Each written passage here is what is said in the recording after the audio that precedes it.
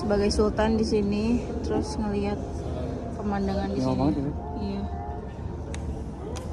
Di sini juga ada tempat sholat, kecil tapi keren.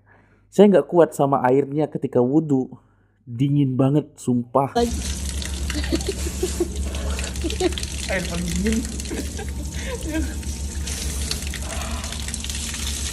Aku aja yang di hotel campur ya pakai panas. Kalau wudhu.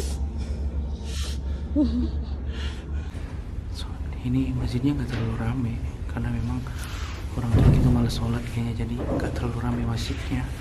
Setelah itu kami masuk ke ruangan utama Sultan. Interiornya keren banget, nuansa Arabnya kerasa banget, serba emas dan dihiasi oleh lampu yang bagus-bagus.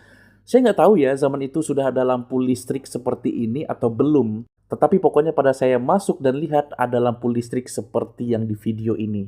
Kita juga main di taman belakang istana. Namanya The Lion of King. Sejuk dan bagus. Nyaman banget untuk duduk-duduk santai bareng pasangan. Kalau punya pasangan, kalau jomblo ya sama burung gagak di sana. Kami juga ke area madrasahnya. Ada kolam kecil yang isinya banyak uang koin. Mungkin sebagai tempat memohon sesuatu, tapi dengan cara yang konyol. Karena mubazir koinnya. Padahal banyak banget. Coba dikumpulin kan bisa dibelanjain tuh. Mumpung di Turki serba mahal.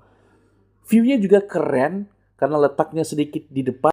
Jadi view-nya Turki bagian Eropa.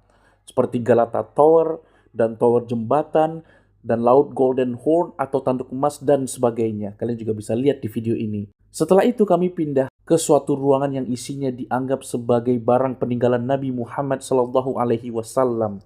Seperti sendal, sorban, rambut, gigi, kitab, Al-Quran, senjata, dan lain-lain sebagainya. Banyak banget. Saya tidak tahu barang tersebut asli atau tidak, karena kalau misalkan asli mungkin ya, dan kalau palsu ya mungkin juga.